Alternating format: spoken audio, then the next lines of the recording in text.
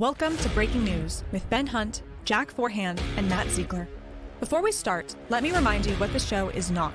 Breaking News is not a show about fact-checking. Breaking News is not a show about saying whose bias is the one and only correct bias.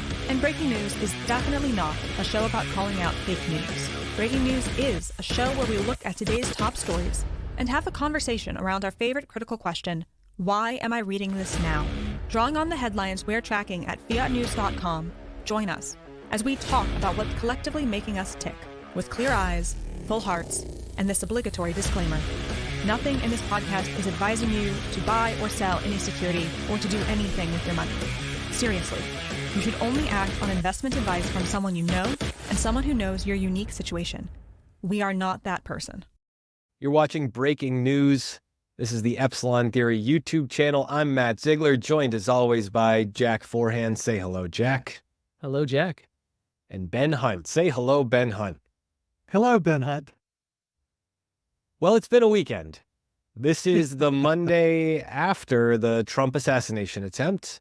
We spent the last few days probably devouring way too much news collectively. I'm sure everybody out there too. We've been revisiting, Ben, your note on the widening gyre, Rusty's note on the Mott's and Baileys of an inconvenient truth revisited. Please go to epsilontheory.com, read those notes. They're fresh and timely for things that were written close to 2 years ago. Ben, you probably have another one out by the time this episode is live or very close. A reminder first, before we dive in, this YouTube show is not about reporting news to you. We're not here to tell you what to think about something. This is us asking and helping you ask this question, why am I reading this now? You're a responsible person. This is someone on the internet telling you you're a responsible person. You can come up with your own thoughts and ideas and opinions and all these things, but this is a show about asking this question, why am I reading this now? So let's break down the water in which we swim. We've got a Zeitgeist this week on the media coverage of the weekend of everything that happened, the party coverage, the spins, the angles. We've got tweets of the week, plural, because, oh my God, Twitter, X, whatever, just wow. Jack, you've got some smart and maybe even dumb questions mixed in there because the way that we're packaging up the word threat and doing this on social media just reached a new fever pitch. I've got a Cultish corner on, not just a palate cleanser. I'm going to make a pitch for why The Bear, the TV series, is probably the best show of the Zeitgeist of this moment that I can think of, and I'm going to try to explain that to the two of you. But first, the big picture. We're talking the overlap between big tech, big media, big politics. I want to start here, though. Ben, I'm curious, because this is the world we live in now. This question is really important. Like, where were you when you heard about this, and how did you hear about this? Yeah, I was out to dinner. We were sitting outside, my wife, my daughter, and I got a text from Rusty saying, turn on the news. And that's when I saw and heard what had happened. What about you guys? Jack, where were you? Yeah, for me, I have like CNN alerts on my phone. So I was getting back from the grocery store and I got this alert, Trump, which we're going to talk about later, Trump falls down at rally. I just got that. So it didn't seem at the time like it was anything major. It just seemed like he might have fallen down a flight of stairs or something like that. And then seriously, I got a text wait. So I saw this on Twitter, and I honestly I couldn't believe it. Right, so the alert you got was literally, yes, Trump falls down at rally. Yes, wow. That was the CNN. We can put it in the after the fact in this video, but yeah, that was it. It was basically Trump falls down. So you read that, you're like, this is not that big of a deal. He tripped or something like that. And then I got a text from my uncle pretty quickly that told me that was not the case. But obviously that went out a little quicker than it should have. But that was the way I found out about it. With some very specific language choices in there that make you think of ways other candidates are being criticized. I was actually trying to avoid as much social media and time on my phone or other things as possible on the weekends. So we were about to go out. My wife and I were about to meet friends for dinner. And the couple we were going out to meet with had sent a text message and was just like, we might be a few minutes late if you haven't seen the news. And that was the way that I ended up going to check it out. So I think this is important because this is representative. And Ben, maybe say what's going on here first.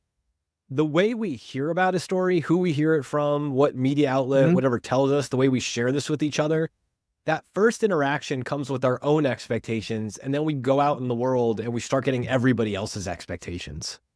Yeah. Yeah. Matt, so it's interesting. I don't think, 10 years from now, we'll remember where we were when we heard this news. I think we would if Trump had been assassinated. I think we absolutely would have, because I think back kind of the events where I remember decades later where I was when I heard the news.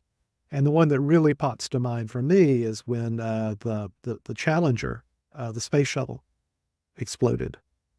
I remember vividly where I was, and I was in college when that happened. So I think also you're very right that the way these events, and I'm describing these events as part and parcel of what I'm calling the Great Ravine. It's not a phrase that's unique to me. It was from Cixin Liu, The Three-Body Problem.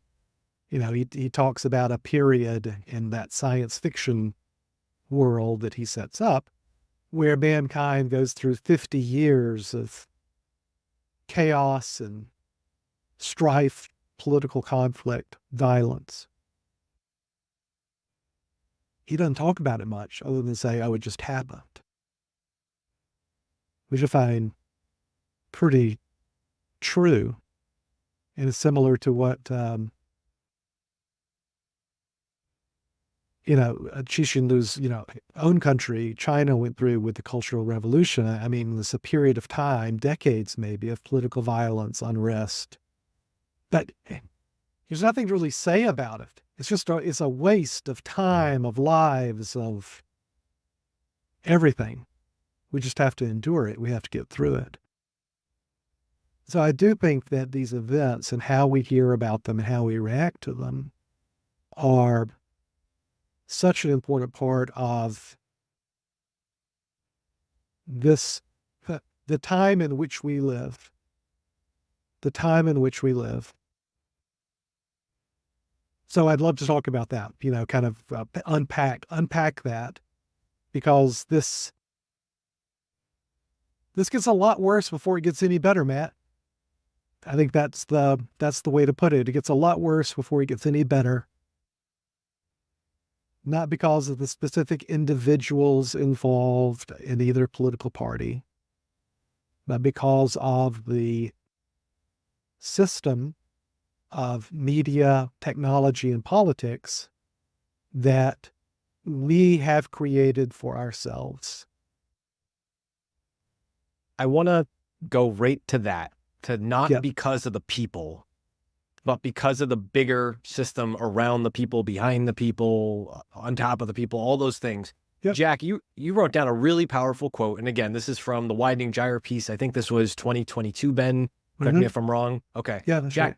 do you want to read that quote we were talking about before we pressed record today? Yeah, I mean, it was chilling for me to read this, like in light of this. But what does it mean to act as if the other party will destroy American democracy, even if you don't really believe that's true?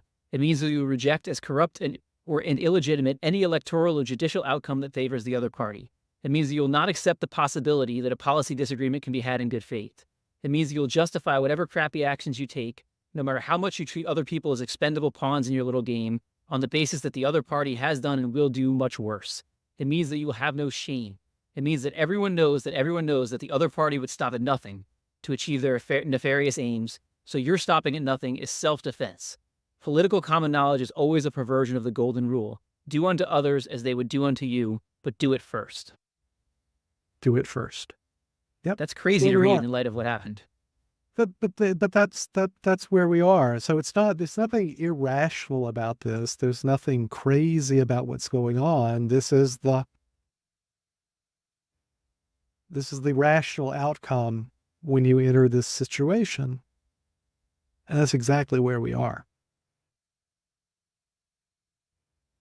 I felt it. Look, we've all felt it. And so the note I'm writing right now tries to, I mean, I still talk about game theory and, minimizing maximum regret, and how duopoly systems like we have in politics, how those dynamics work.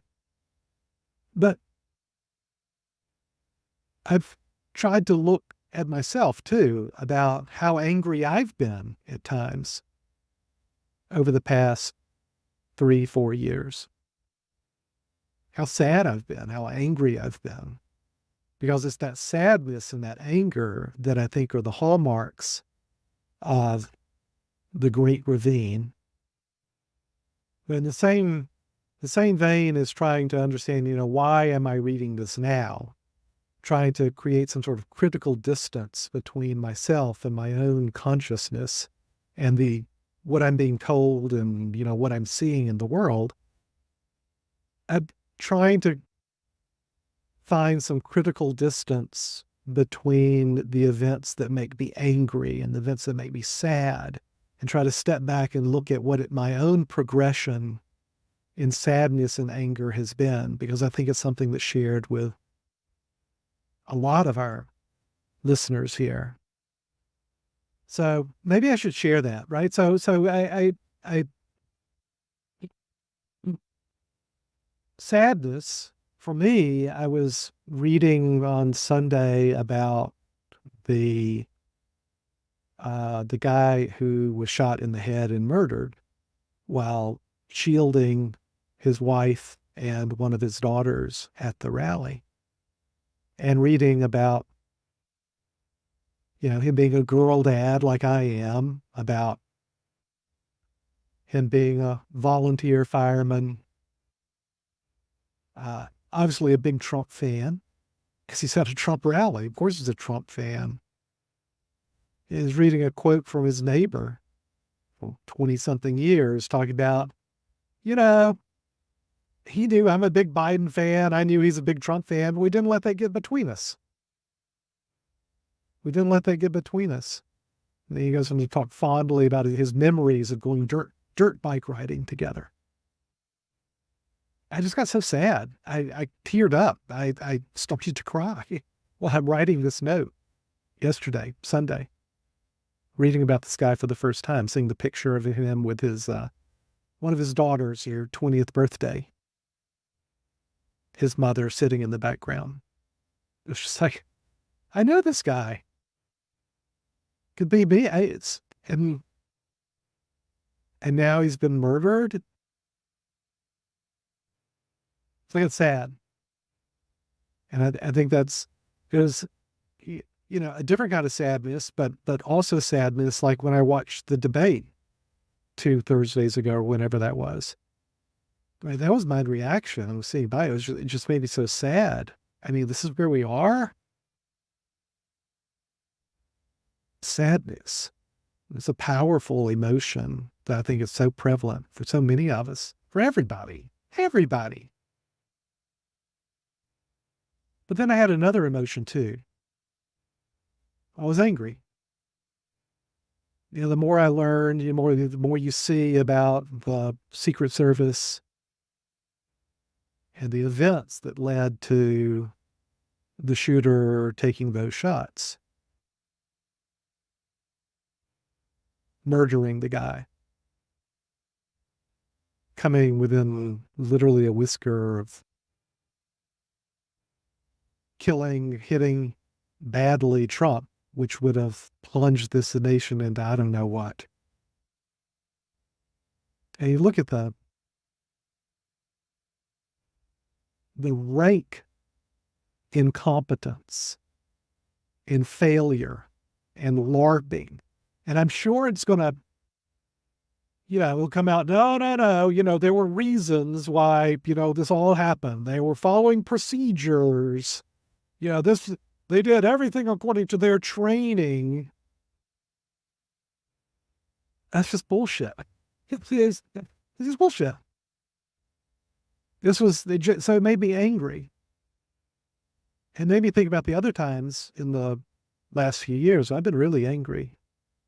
Made me think about Uvalde. That was the immediate thought I had. I still get so, it started as sadness with Uvalde. You learn about what happened. There's still sadness, of course. but mostly it's just anger. It's just anger. I thought about Epstein and his death while in federal custody, and how angry that made me. It was after Epstein when I first started writing and saying BITFD, burn it the fuck down. It was right after Epstein because I was so angry. But here's the thing, when I was thinking about this, what I realized, and I think I've talked to you guys about this before. I don't say burn it the fuck down anymore. I stopped a couple of years ago. And I stopped because I realized I was saying it a lot. I was saying it more and more frequently. And what I realized is that I was also saying it about smaller and smaller things. I realized that I was increasingly saying it, that I was getting angry and writing in angry words and ways about things that were presented to me as news, things that I hadn't really discovered or thought deeply about myself. No, they were presented to me. More and more, they were presented to me. And I would find out more and more that these things that were presented to me, after I got really angry about them, were actually coded in very team red or team blue ways. What I realized is that, over the last 4 or 5 years, I've been steadily pushed and led towards transforming my overarching sadness first into diffuse anger at the system, and then, this is the crucial part, then into focused anger at specific institutions and people. That's what has happened to me, and I think it's happened to a lot of us. Let's take that right into the zeitgeist. Because I think this is the thing we're feeling. This is what's happened to all of us as we process this anger through the lens of big tech, big politics, big media, all these things. What can you tell us about how the feeling of anger and how it's being directed is being guided by the coding of the language that's used to help us steer that anger at something that we feel maybe is productive or scratches an itch or does whatever? Yeah. So I'd given a good bit of work and thought in the past to the impact of sadness and anger in an institutional and professional setting. This sounds weird, but you guys are both in the financial advice business, so it won't feel weird at all to you. So, I think outsiders would look at our business, the three of us, about giving financial advice, because that's what we're in, right? We're in the business of helping other people with their money. And what the three of us know is that what an outsider might think, okay, what's the biggest problem for you in your business? You think, well, clearly the biggest problem for you is when, you lose lots and lots of your clients' money. Obviously, that's the thing you can't have happen. And it just ain't true. The three of us know that's not true. That's not your biggest regret as a financial advisor, to lose lots and lots of your clients' money, provided that everyone else is also losing lots and lots of their clients' money. You're all nodding your head. You know exactly what I mean. That's not career risk. I mean, it's a regret. Don't get me wrong. It's very regrettable. We're all very sad when that happens. You're sad. Your clients are sad. We're all sad. But nobody's angry. Who are you going to be angry at? You going to be angry at your advisor? I mean, Look at it. It's not your advisor's fault. Everybody lost money. The market's down. It's a great financial crisis, or whatever. No, the big regret you have is when, I don't know, maybe you make a little bit of money, or you only lose a little bit of money. But all these other advisors, they're making a lot of money. It's a bull market and you're not participating. Brothers and sisters, that is your biggest regret as a financial advisor, because now your clients are not just sad, they're angry at you. They're angry at you. They may not say how angry they are, but they're angry at you.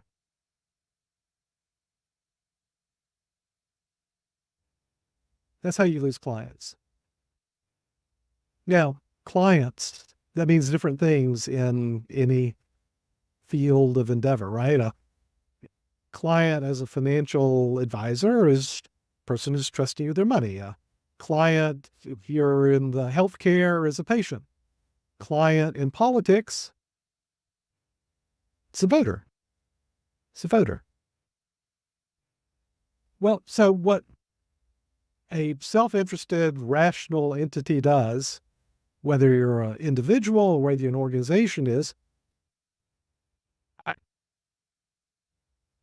it's fine if I'm incompetent or underperform. That's fine. I just have to make my clients believe that it's not my fault. Right? So that's step one. And we see this all the time. It's fine if your party loses, so long as, I didn't choose that candidate. Right? And yeah, it's okay. Yeah, I did the best I could.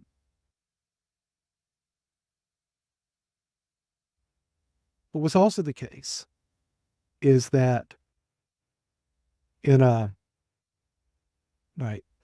words, in a duopoly, when you've only got two competitors and your clients are captive, you've got a captive market like politics, there are only two parties and nobody's going anywhere.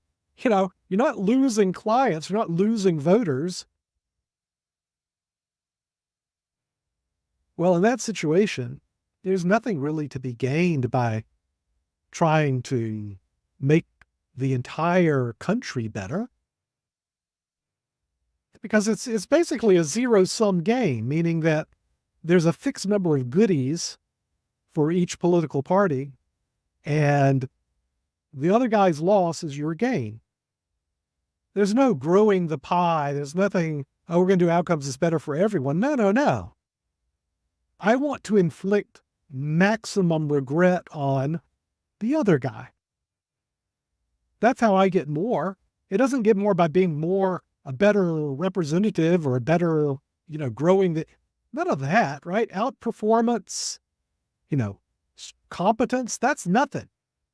That's nothing compared to, can I put pain on the other guy, max pain on the other guy? And how do you put max pain on the other guy? By making their clients angry at the other guy. Sadness doesn't change anything. Anger that's diffuse at the whole system doesn't change anything. Anger at the other guy, now we're talking. In these systems that are closed and have a captive audience, like politics, like tech, like media. So that's what we're being When we use the led. word, Yeah, sure, go ahead. when we use the word big in this sense, Yeah. big is referring to something basically acknowledging the zero-sumness of this game and playing it that way. Well, it refers Is that to a fair that. characterization? It refers to that, and it refers to that it's a closed system with hundreds of millions of captive clients, right? There is no new political party to compete. There's the Republicans and the Democrats for 350 million Americans, or whatever the number is. There are only, 3 or 4 big tech guys. You can't have a fourth. You can't have another one. It's an oligopoly. Right? It's a closed system where they've got the whole world. Media. You can't start a big new media company. It's not possible. We've got our handful, and that's it. And they've got the whole country to divide up. That's what I mean by big. That's what I mean by a duopoly or an oligopoly. And it's in those systems, those big, closed, comfy systems, where you want, or you're better off inflicting pain on your opponent, max pain, by making people angry at the other guy, at them, rather than trying to, I don't know, improve efficiency or put out a better product. You know, that's nice, I guess. But having people sad with you, that doesn't hurt. What hurts is when people are angry at you. And so you want to deflect that and put anger on the other guy. That's how you win in these systems. And it's totally rational. It's totally there. There's nothing to break this up or to change it. But my hope is that by seeing it, by recognizing that that is what is being done, by recognizing that there's a why for the anger and the spreading anger and being more and more angry about smaller and smaller things, we are absolutely being led in that direction. Absolutely being led in that direction. My hope is just by recognizing it, we can start to say, not going to do it. Not going to do it. That we are going to own our sadness and our anger, and we're going to refuse to let big media, big politics, big tech make their offer, which is what they always do. They offer to exchange your sadness for some delicious new anger.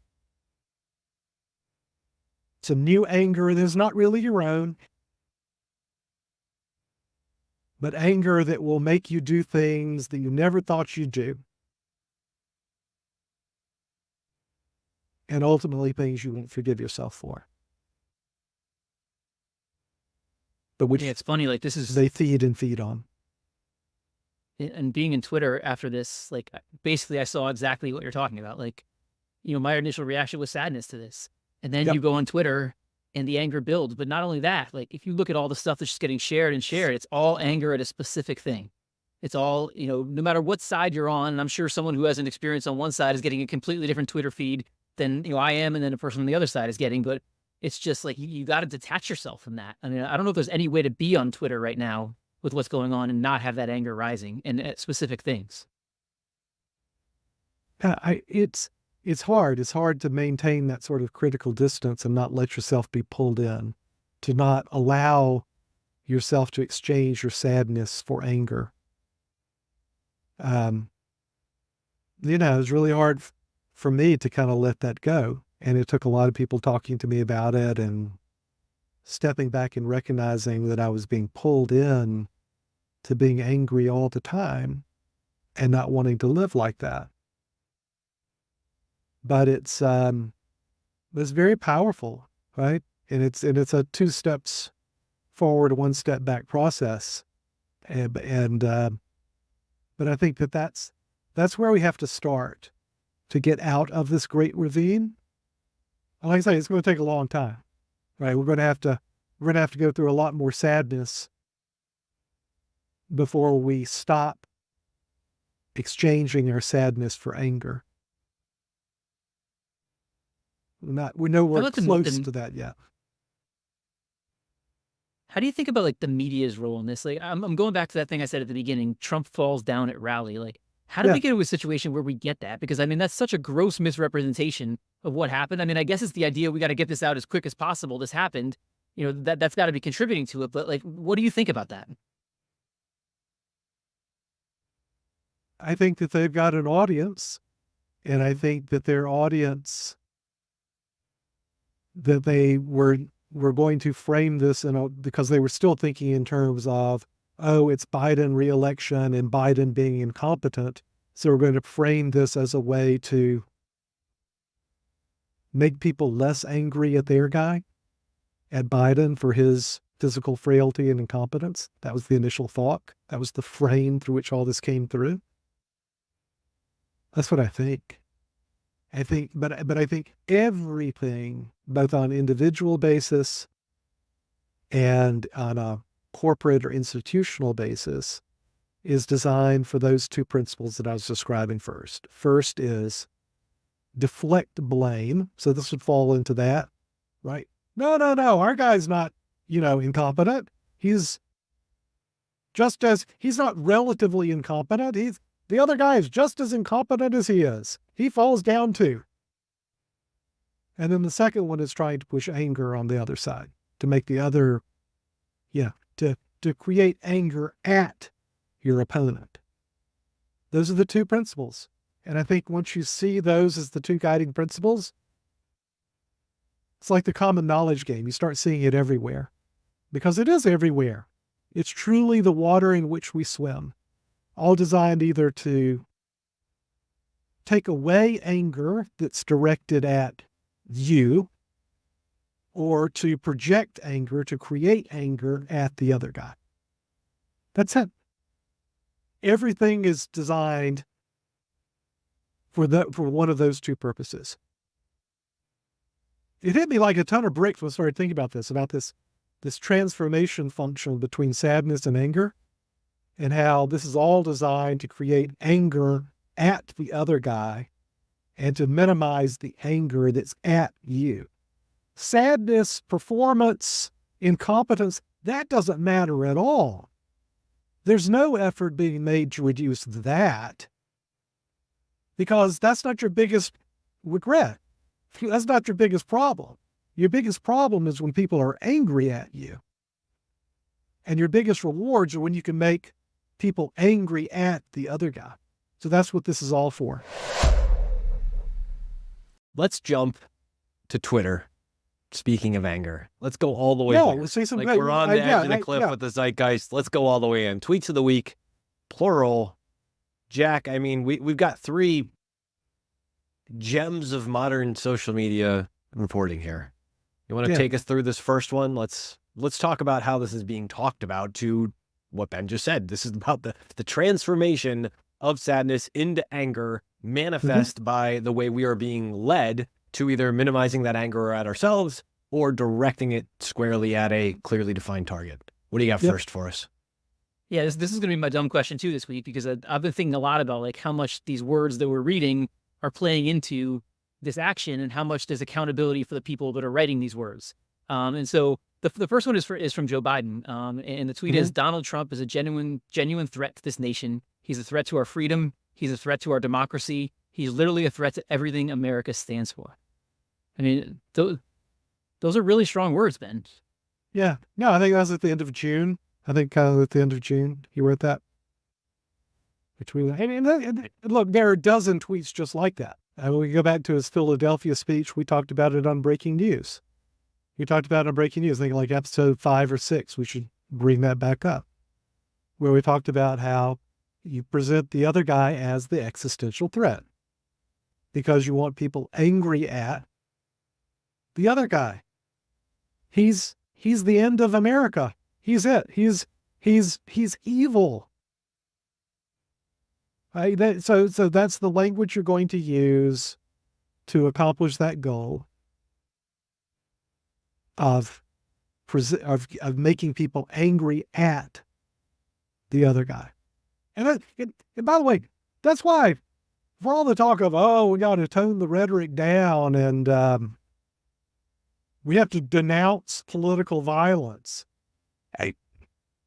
It's just so freaking empty, right? It's like they're just we'll say the words, I denounce political violence. And then you'll go on to say, oh, but this guy, man, he's the end of the world.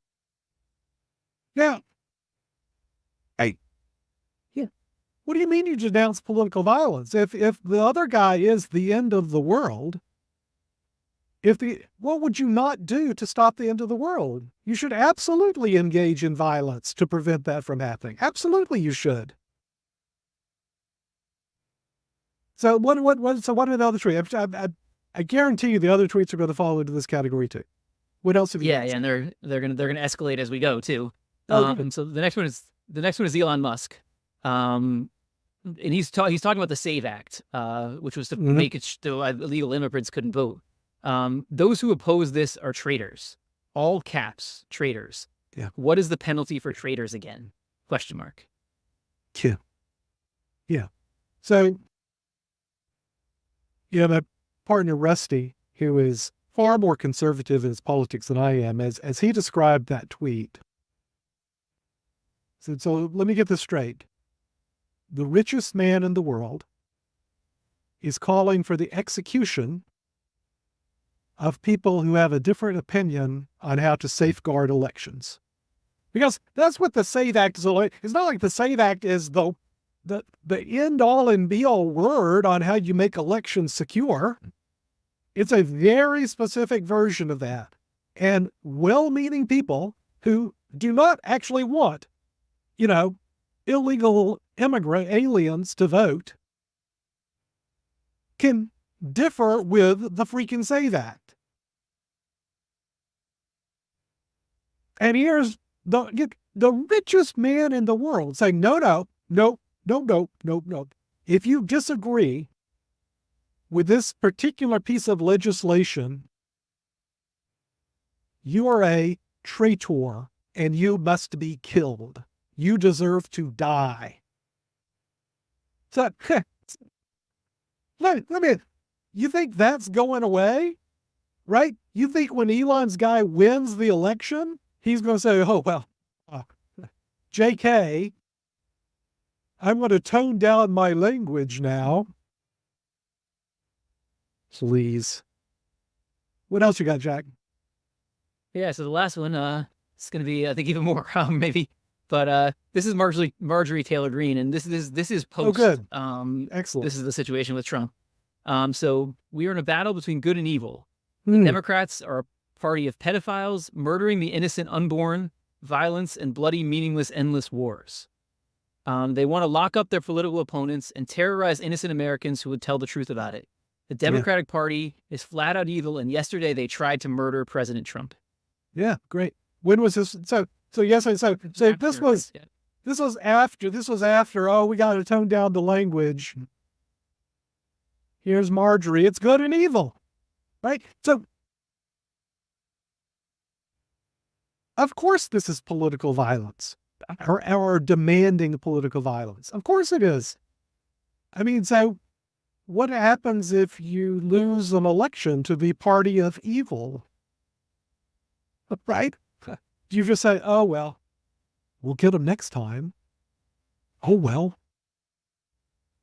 No.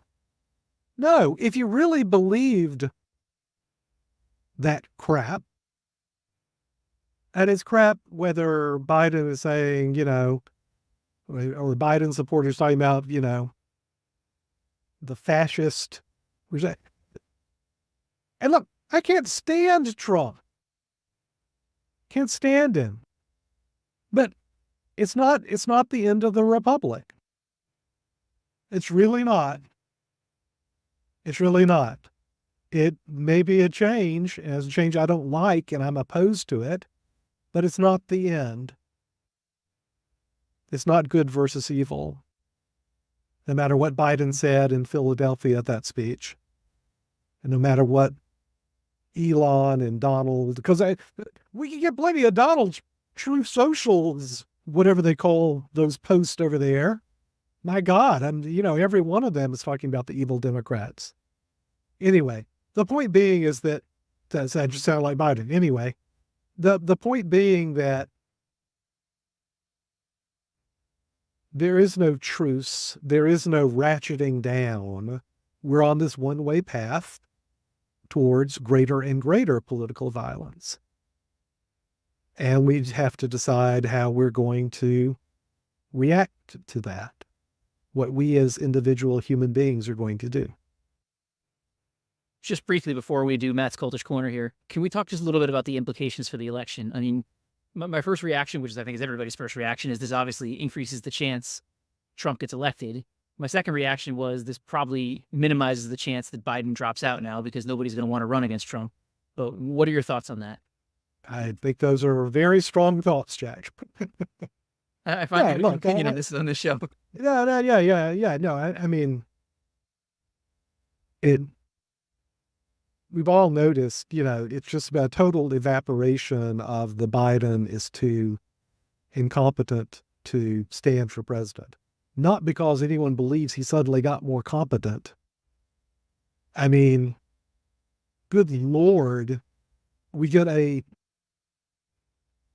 slurring pre-taped speech from the Oval Office last night. That was like the third or fourth take. What we saw was like the third or fourth take. I mean, what are we doing here, folks? What are we doing here? So there's been no change. I mean, but it's just, the Democrats have, I think honestly, kind of wisely, they've given up. And again, it's because maximum regret. There's no Democrat who's going to press to replace Biden and then lose, because then you're going to be blamed for that underperformance. Oh, if we'd stuck with Biden, we might have won, even though we all know that's just not true. Right now, the maximum regret for Democrats is not losing the election with Biden at the top of the ticket. That's not your maximum regret, which obviously means that you don't actually think Trump is the end of the world. Your maximum regret is being blamed for the loss this year. That's your maximum regret. Right now, you got the fall guy. You got Joe Biden, who'll stumble his way to and it'll actually be pretty And he close. can't run again. He can't run again. Right? Like, right. this is not like you can run and then be the loser trying to campaign again. It's kind of a perfect, comfortable scenario. Yeah. You're done. So, the other potential competitors like Harris and Buttigieg, right, they get tarred with this brush. So, they're damaged goods for 2028. Nah. Is it? Losing this election is not the maximum regret. You got your fall guy. Joe will take the blame. 6 months out of office, you would have heard about him for 3 months, and you'll get a press release saying, oh, well, he has advanced Parkinson's. I mean, this was going to happen, right? Next March, Biden will have been out of the public eye for like 2 months, and that's when you'll get the announcement. Oh, the family requests everyone, their prayers and privacy at this time, because, former President Joe Biden has advanced Parkinson's.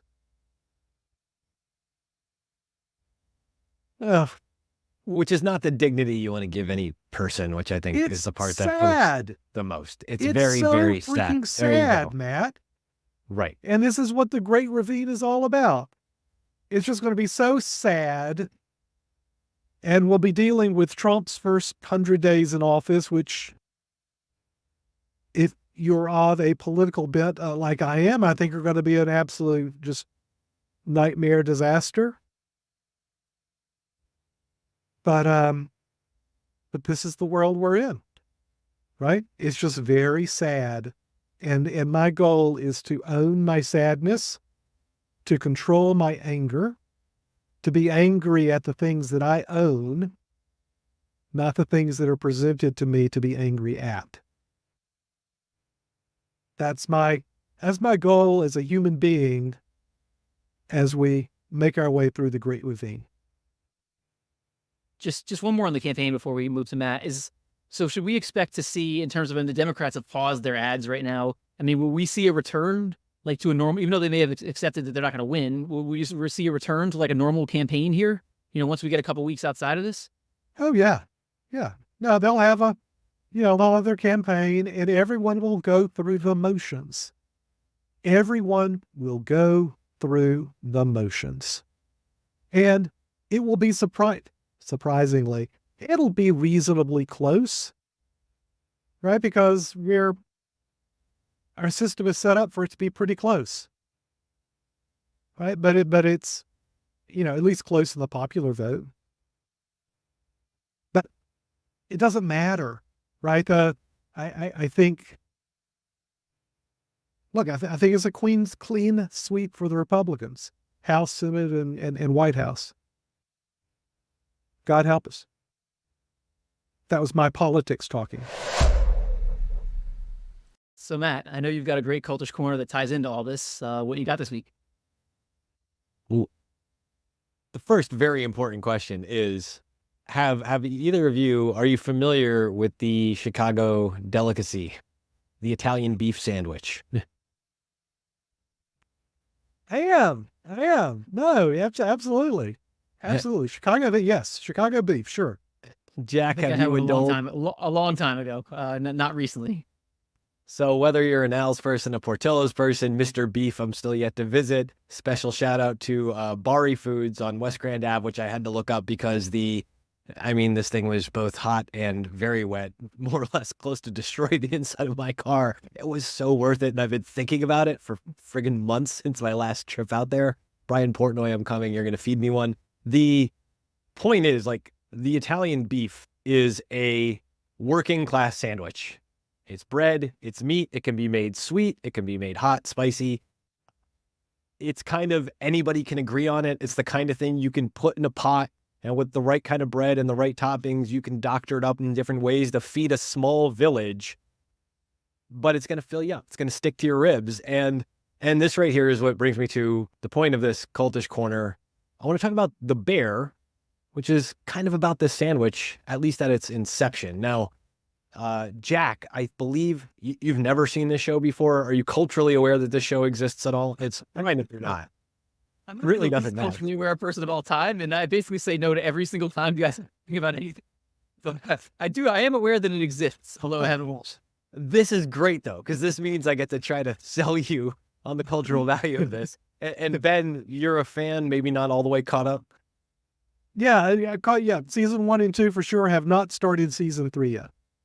Okay, so Jack, the bear is basically, and this is my pitch for why this belongs on breaking news and part of this conversation. I think the bear is the most zeitgeisty middle show possibly I've ever seen. We've unlocked a new level of what it means to be in the Great Ravine in this show. And it's profound, it's beautiful, it's happy, it's sad, it's all the things at once.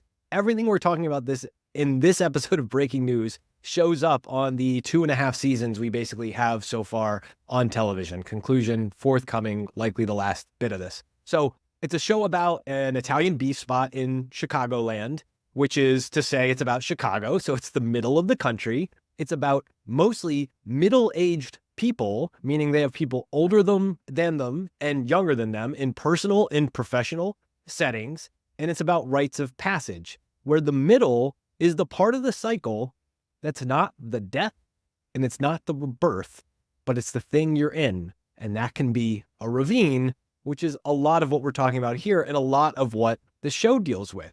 This winding gyre is kind of like the entire premise of the show, both in life, in relationships, in family, in business, and everything else. Now, the key part about the show is it's a show about a restaurant. We'll talk about what it is with moderate spoilers in a second.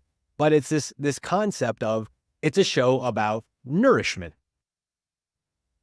Curious, Jack, as our bear noob, what the word nourishment, when you think about food, is food something? Are you a food guy? How much of a food guy are you? Yeah, I'm probably a moderate food guy. I'm not over the top, but I certainly love food. Ben, I know you love your hot chicken, but how you're a food guy? Yes. Yeah. I think I'm a moderate foodie. I'm not at the level of, like my partner Rusty Wynn or, I'm not way out on the foodie spectrum, but I'm moderately there. Sure. So what's fantastic about this show is that it takes this idea of food as nourishment and it makes us explore it from all these different angles and what is nourishment in all these different scenarios. So the quick semi-spoiling, but if you've been on the internet, you would know at least this much about the show. It's about, so our chef, young Carmy, him and his brother grow up daydreaming about opening a restaurant called The Bear.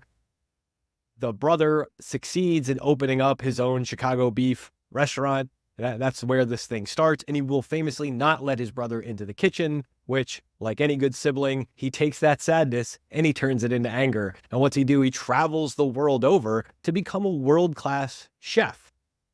As we find out, the inception of the first season, the brother has passed away. It's a suicide. And who inherits the restaurant but young brother chef Carmy, who now is big world-conquering chef. And he's got this crappy, scrappy little disaster of a restaurant that he's just inherited. And the kitchen that he was always barred by his own family from ever being a part of is now the thing he is going to fix and make successful.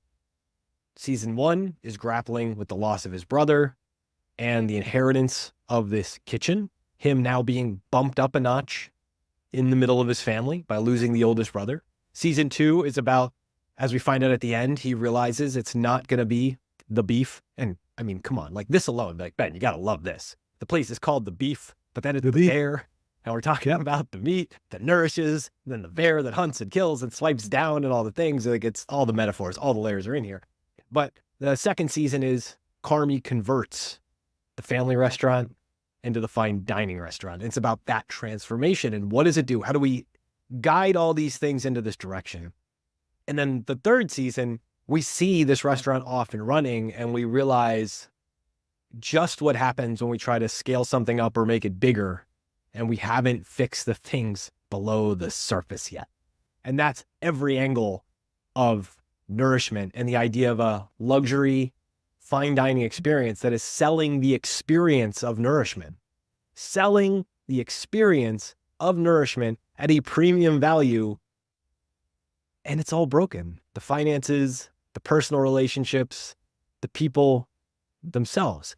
So this is where I think this is what makes The Bear so zeitgeisty of this moment. So a couple things that The Bear is definitively not. The Bear is not Succession. The Bear is not in the middle behind like a Logan Roy where you have the family fighting to succeed him. This is another beautiful piece of wordplay, succession and succeed. It's all too much. But Succession, their nourishment food metaphor is actually all through that show too. If you watch Succession really closely, best looking food on television that nobody friggin' eats. The Bear is also not Ted Lasso.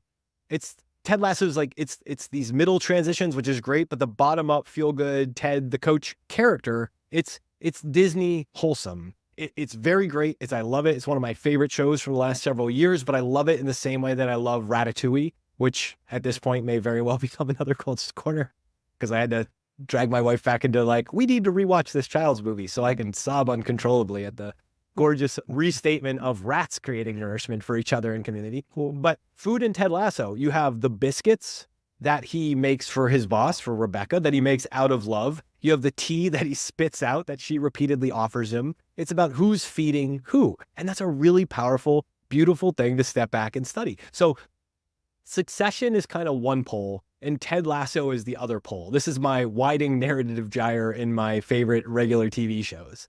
And how we talk about us, our relationships, demographics, our sports, and our media, all the big politic, big media, big tech stuff that we just talked about before, we see these at these polls. On Succession, it's you can't make a tomlet without breaking a few Gregs.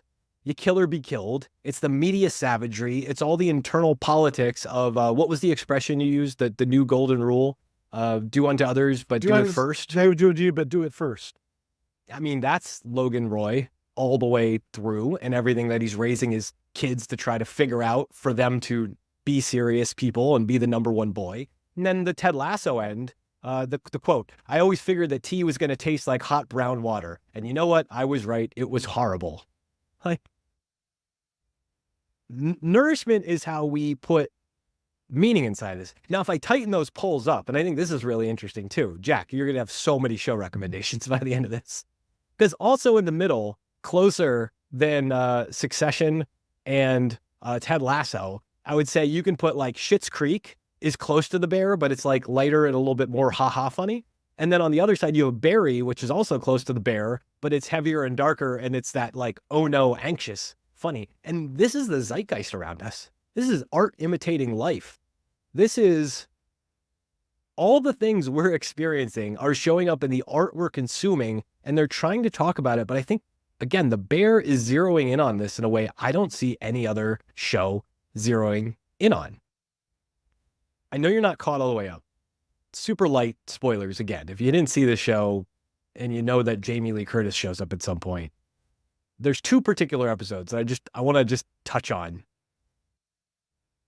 Food as a symbol, again, for nourishment of not the death, not the birth, in the middle, how we survive. Do you remember the Christmas dinner episode at all, Ben? Yeah, the 7 fishes. No, it's amazing. It's amazing. Okay, yeah. So what's Mom doing in that episode to the degree that you remember this at all? Oh, she's cooking all day, and anyway, I remember everything about that episode. By the way, so it's all good. How much does everybody want Mom to make 7 fishes for dinner that night? Not at all. Not at all. No one wants it. No one wants it, but it's going to happen. It's going to happen. The anger is getting directed at the making of this dish that Mom is going to make everybody in the damn family appreciate what she is doing for them and take that suffering, and Carmy coming back home. And my God, if you left the house a kid, you are going to be made to feel a kid when you come back. Why Mom struggles to do this. We watch the daughter, we watch Shug basically try to soothe, be a mom to her own mom and be a mom to her siblings. We see all the family trauma of food as a symbol and it being weaponized in this family meaning. And we see it from all the directions. And it's a really powerful thing, cooking, pressure cooking, thinking about the heat, all the metaphors that are coming up here. And it's understanding that the family, so if food is the nourishment that brings us to experience, then the act of sitting down, the family is the meal, the experience is the meal, the people are the ingredients. And that episode, the Forks episode, no episode does a bad meal, a bad experience like the way you can't unsee that one. That's a life-altering piece of conceptual fiction on a screen. Now, there's a really interesting piece here. We can take that, we can also repackage it. We can think about what's in Succession, that's probably like a bore on the floor scene. In Ted Lasso, he has an anxiety attack and leaves the room or something. But this is traditions and traumas. Everything is old till Mom drives the car through the living room wall. It's traditions and traumas. Now, newest season, there's an episode, it's called Ice Chips. And we see Shug and Mom back together because Shug now has to call Mom because she is in labor and there is no one to help her because her husband's away on business. And in a sheer act of panic, she calls her mom. And Jamie Lee Curtis, back on scene, back on camera. When I tell you that this is touching and shocking and moving on a level that the 7 Fishes dinner is, we watch mom and daughter reverse roles now, where mom is trying to take care of daughter. And whether or not either of you experienced with your own spouses and births and everything else, mom feeds the daughter ice chips. Now, I asked about Italian beef. Have either of you dined on the delicacy that is ice chips in the past? This is a show about trauma, tradition, nourishment, meeting, and here's the beauty of it. At the birth of a new thing coming into the world, at the healing of the relationship between mother and daughter who acts like mother to mom, the meal is the meaning. The people are the people are the meal. The people are the ingredients inside of this formula. There's nothing more to it except for like the people being the right ingredients to make the right outcome in the middle of the thing that nourish each other. We can see it in that second season with the 7 Fishes Christmas dinner, where Christmas, birth, light in the world, all those metaphors, they're all baked in. We can see it blowing apart and blowing everybody out and sending everybody further down the negative trajectories they're on. But then we can also see the act of healing in this Ice Chip episode, where we say something that is just frozen water. No taste in frozen water.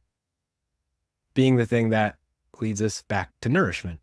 And one movie quote for you, and then I'm going to bring us out with some notes. And it's not even a bear quote. It was my one Ratatouille quote for this. Ratatouille? Jack, you've seen Ratatouille, right? Actually, I don't know if your kid's old enough for Ratatouille. Okay. Ben, have you seen the masterpiece that is Ratatouille? Oh, absolutely. Yeah. Yeah, you both have children of the right age to experience this. So the father and son, they're outside of the exterminator's shop. They're gazing at what humans do to rats. They're talking about the savagery. This whole thing, I could literally read you this whole thing. It could come straight out of this episode. It's Ratatouille is the widening gyre from like 2007, apparently. So Django is the dad. Remy's the son, the main character, not named Ratatouille. Kids get this wrong all the time. Correct your children, folks. And the dad says, this is the way things are. You can't change nature. Remy responds back, change is nature, Dad. The part that we can influence, and it starts with we decide. And Remy walks away, and Dad says, where are you going? And Remy turns back, and he says, with luck, forward. Where are we going? With luck, forward. I got some notes for us. Ben, you let us off at the Great Ravine, where, basically, where were you when nothing good happened for no good reasons and not because of any one person or party, but because of the system, when, for a period, it turned on itself? When they're going to do unto others, but they're going to make sure to do it first. And that leaves us with two emotions in this Great Ravine. It leaves us with sadness, and it leads us with anger. And it leaves us with sadness and the reality that sadness doesn't make change, but anger does. That's the heat. That's cooking. That's the thing that gets the transformation to start. When we talk about the biggest systems, big tech, big media, big politics, we talk about it being a zero-sum closed system of a game and guiding people to things that treat it as a closed system game. They lead us into those directions with anger on purpose, and that transformation of sadness to anger, where you're either going to minimize the anger directed at you, or you're going to maximize the anger as it's directed at others. That's the whole show. I oppose X, okay, and then A through Z is the most wrong thing ever, so here's where to put your anger, and it's almost always for my personal gain, says the person who's putting this thing out in the world. This is what we're up against. We just saw a very tragic event in the assassination of a person on a public stage in a public forum, and it's sad. And it's sad, and there's lots of things that are going to try to make us even more angry about this. And we have to be angry. We have to respond, but we have to respond with this question, extra, extra, extra the bear. How are we going to nourish the others here? Not blow up the Christmas dinner, not do anything bad. It doesn't matter if we're just feeding each other the ice chips, but this is not a birth or death or life and death scenario here. This is the friggin' middle. We are in the middle, and it's up to us to be the ingredients to basically turn around and say, how are we going to nourish each other? How are we not going to just be sad and angry? How are we going to be happy and celebratorial? You said, Ben, that you don't say BITFD anymore. I don't know what the corollary is. I don't make the acronyms, but, build community the fuck up. Build your people the fuck up. Something. Give us something else. Make, protect, nourish. teach. Make, protect, teach. Nourish each other. It matters. It's not the end of the world, folks. It matters. We're here for each other. Thank you so much for joining me today, guys. Thanks, guys. That was great. Thanks, Matt. Thank you. Thanks for tuning in. Be sure to like and subscribe wherever you're watching breaking news so more people can find our show. If you know another clear-eyed and full-hearted individual, why not share this episode with them too? Like we said at the top, the media is making us tick, and it's our job to talk. Follow the headlines at fiatnews.com. Follow Ben at epsilontheory.com and at Epsilon Theory on Twitter. Follow Jack at validiacapital.com and at Practical Quant on Twitter. Follow Matt at sunpointinvestments.com, cultishcreative.com, and at Cultish Creative on Twitter.